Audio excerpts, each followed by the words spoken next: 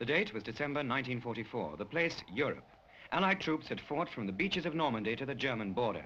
Now they were sure the war was all but over. They were wrong. On December the 16th, Adolf Hitler made his last desperate bid for victory. All German reserves in men and armor were thrown into the Ardennes sector, the weakest point in the Allied line. The Battle of the Bulge was on.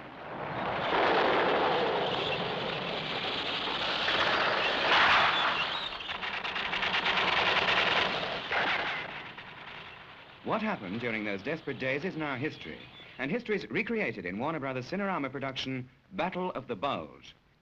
The producer, American Milton Sperling, was well qualified for his job. Now, Mr. Sperling, you were with a combat photographic unit during the war, weren't you? Yes, I was. I was a Marine officer, and I had 10 combat cameramen. We covered 3 battles during the war: the Battle of Guadalcanal, Iwo Jima, and Tarawa. And I made 3 documentaries out of those films, and perhaps the most difficult filming I've ever had to do. Did your experiences as a combat photographer during the war help you with the Battle of the Bulge?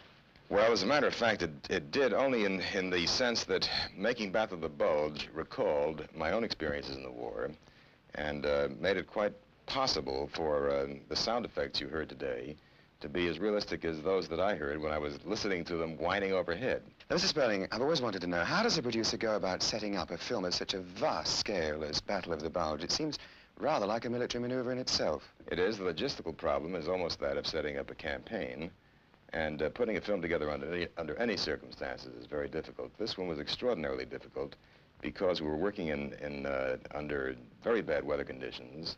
We had to do the picture very rapidly, as we have a release date of December the 16th, and we began photographing the picture late in February.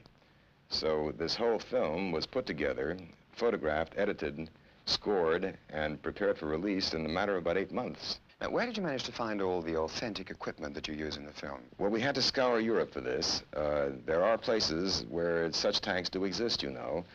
Sometimes in junkyards, sometimes in existing armies, and sometimes just by chance one finds a cache of tanks, guns, old planes, and various other relics of World War II. We managed to assemble these great numbers of tanks you saw in the film after looking about for months and months.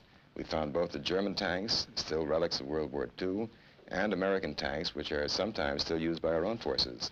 So what you see on the screen are truly the tanks that were fought in the Battle of the Bulge and throughout the Western Front and on the Russian Front in World War II.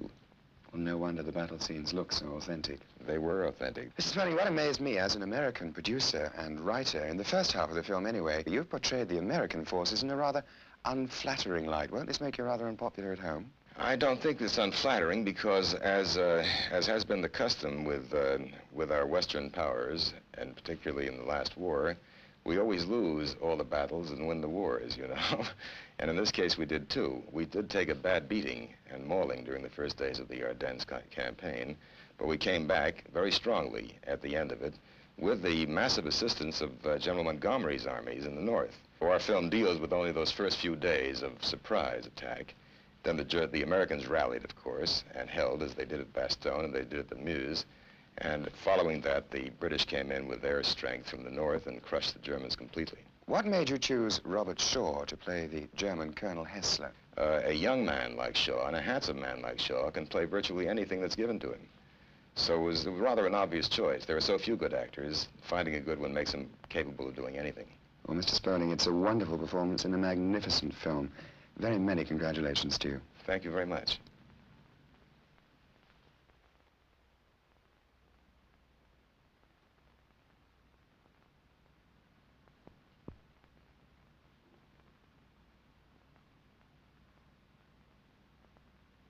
Mr. Shaw, the Battle of the Bulge is probably one of the biggest war films ever made.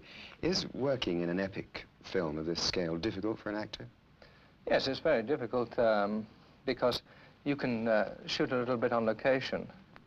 Maybe you're going to enter an armored car or a tank or something, and you've got this thing that'll take 3 days to shoot with 500 tanks, and you come down over a mountainside. And then 3 months later, you've got to shoot the scene inside, and you've got to match it. You've got to come inside the tank, just as you left the terrain, or whatever you call it, 3 months ago. And also in an epic, you get a feeling the director's job's a bit different. He doesn't quite have so much time as you feel in a small, intimate picture. You can't talk about things because he's sort of dealing with armies, you know. A lot of energy goes on what they call the production values. Now, The Battle of the Bulge is a very tough film to look at. Was it tough to make? Yes, it was arduous. We were in the mountains, freezing cold. That wind is absolutely biting. There's a Spanish proverb about it, something about, I don't know what it is, but anyway, it was very, very miserable. And then we went to heat. Now, to be in the tanks was perhaps the worst thing, because in the winter, we were freezing in the tanks. And in the summer, I mean, you know, they got so hot that you have to come out every now and again. And when we got the smoke as well, that was almost unbearable. Colonel Hessler is a pretty unpleasant character. Did you have any difficulty finding sympathy for him as a man? Well, I'm not so sure he is so unpleasant, and I'm not so sure. I mean, I speak as one, as a novelist as well, whose books the Germans refuse to publish. So I find it very funny that I should play this German, who I find really rather admirable in many ways. I'm not so sure that in England, particularly, he won't emerge as the hero. You know, I mean, the Americans seem genteel in comparison. I'm not so sure he isn't the hero of the picture. Colonel Hessler is a man who lived for action, and William the Conqueror is a man of action. I know you're going to make a film about him very shortly. How would you describe yourself? As a man of action, a dreamer, a thinker, a romantic? Oh, both, I think. I'm very romantic. But I'm also quite practical, and I'm full of physical energy. A dreamer, yes, I am a bit of a dreamer, but I mean, I'm a kind of blend of these things. You're the only English-speaking actor to play a German in the film. The other Germans are real Germans. Did you find any resentment? That's an interesting thing. I think that perhaps they would themselves have liked another German to be playing the part. And I think that they would give a sort of wry smile at the commercial necessity of having an Englishman in this case. But what happened was very funny, is that at first I was too German and they were too English. And I had to revoice a lot of my scenes, because the German accent that I was using, which I'd studied for months arduously, was a Prussian one. And it was much more German than any of the Germans. And so then I cut down, and that seems to work. I don't know. What do you think? I'd certainly agree with you. It's a magnificent performance. Oh, well, I didn't mean that. Well, I do. In a wonderful film. Congratulations, Mr. Shaw, and thank you very much for talking to us. Thank you.